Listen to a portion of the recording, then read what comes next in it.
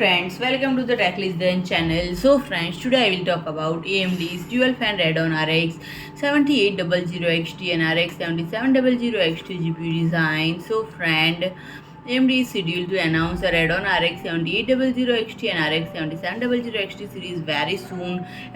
And friend, the fresh design which appears to be employed for both SKUs, it incorporates a dual fan design and boasts dual 8-pin power connectors, and this new reference design is depicted in two distinct images, with one indicated that card is also dual slot. And during the upcoming Gamescom event, AMD is expected to officially confirm the complete specification of these Navy 32 base models, and information that has already leaked suggests that the RX 7800XT will incorporate the full Navy 32 architecture with 60 compute units and 16 GB of memory, while the RX 7700XT is projected to feature a 12 GB memory capacity.